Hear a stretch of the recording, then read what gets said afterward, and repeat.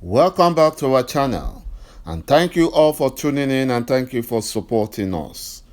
But if you're new to this channel and you haven't subscribed yet, please encourage us by doing so, and we shall continue to bring you the latest news as they come.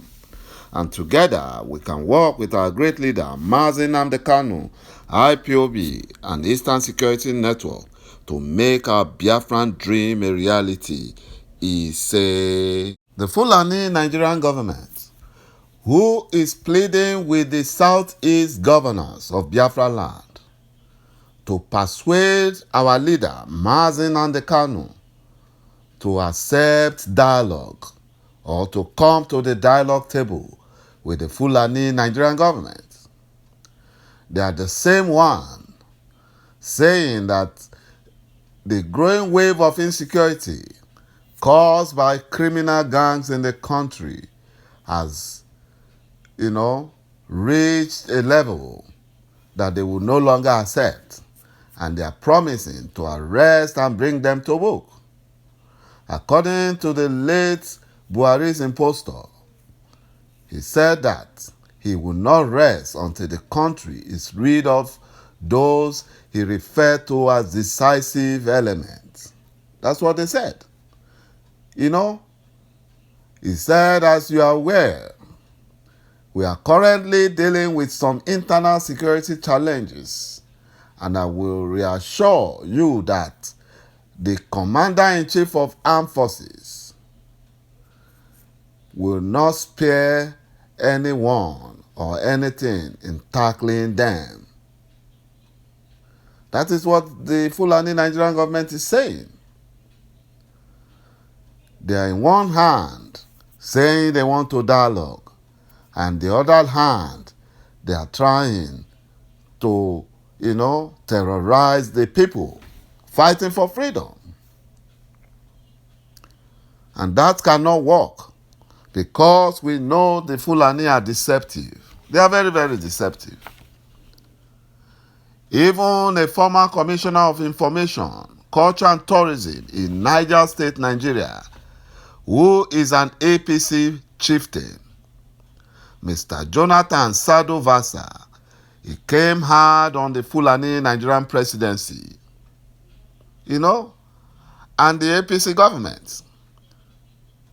He accused the Fulani Nigerian presidency of being responsible for the terrorism going on in southeast Nigeria and south and southwestern Nigeria.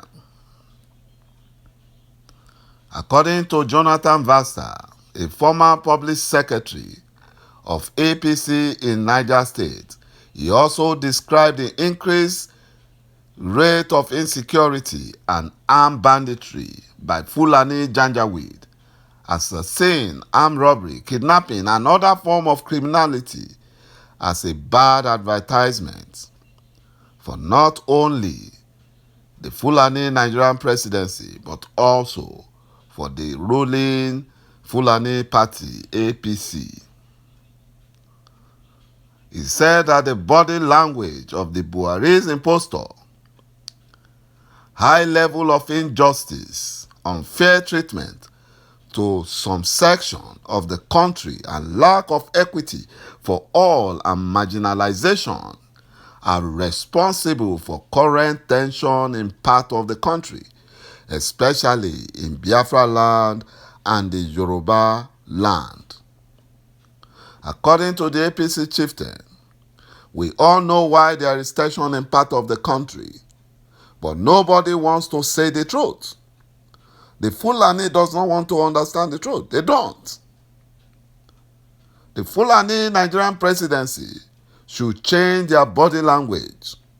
They should allow Biafra go. They should allow Biafra to organize a referendum, a UN-supervised referendum, so that Biafra can go and live in peace.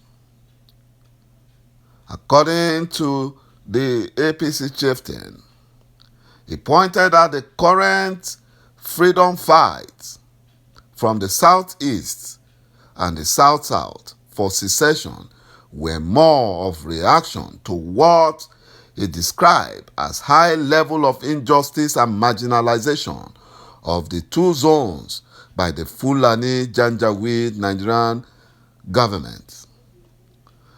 He said, that's what he said, and he's saying the truth. He's saying the truth.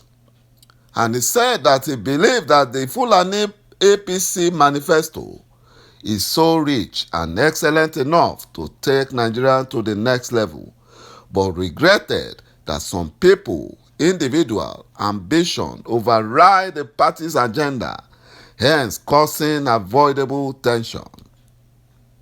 You know, it was when the Fulani Meyeti Allah, the terrorist organization, hijacked the government.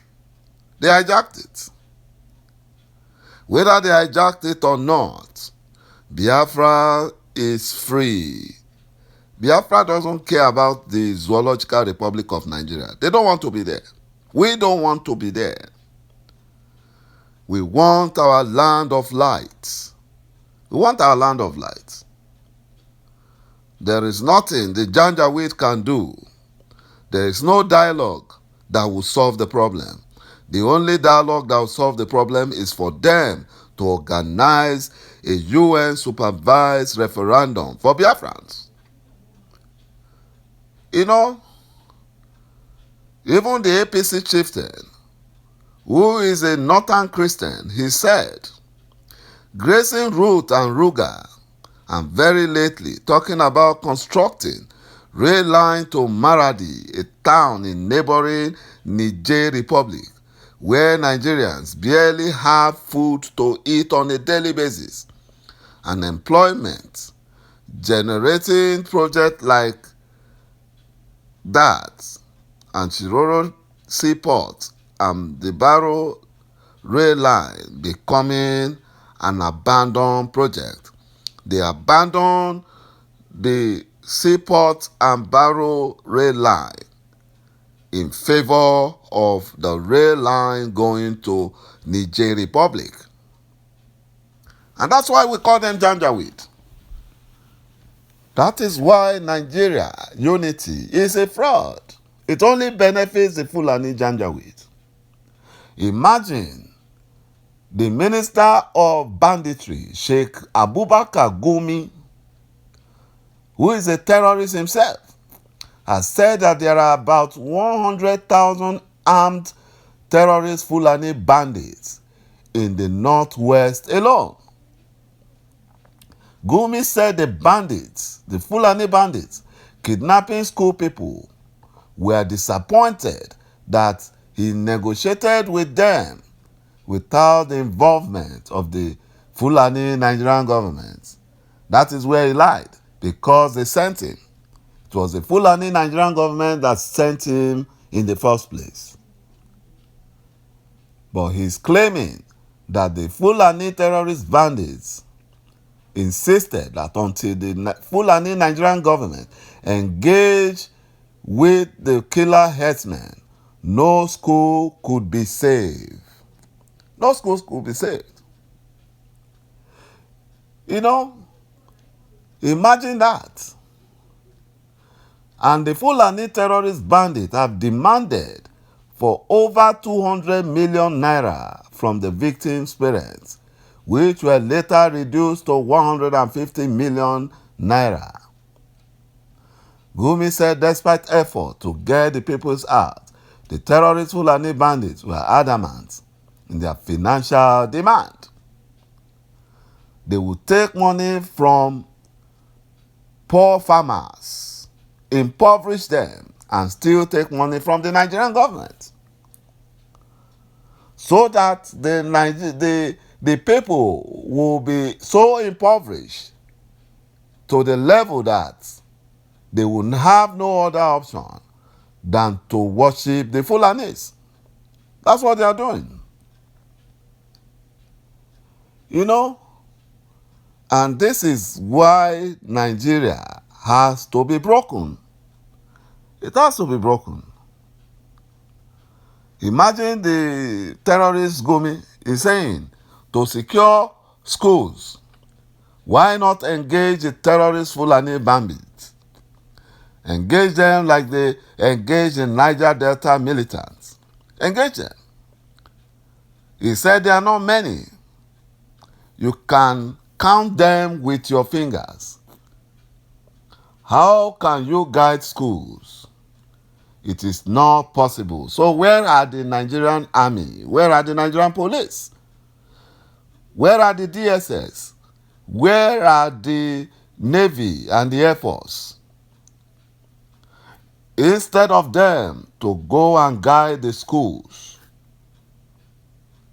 they are busy sending them to Biafran land to maim and kill Biafrans. He said that the bandits are no more than 100,000 bandits. Imagine that. And that is just a drop in the ocean. And one funny thing is that these bandits are not Nigerians. They are not indigenous to Nigerians. They are foreigners. He said area bombardments will only worsen the situation, because when you start killing their children, you remember they have our children, he said. But the Fulani Janjaweed will take their planes to bombard Biafran land. They don't think about that. Biafrans who have not kidnapped anybody, who have not, terrorized anybody, they still bring their fighter jets to bombard Biafran land. Whereas they are saying that they can't bombard the Fulani Janjaweed. Thank you, my brothers and my sisters, for watching this video. Please watch out for the next, and bye-bye for now.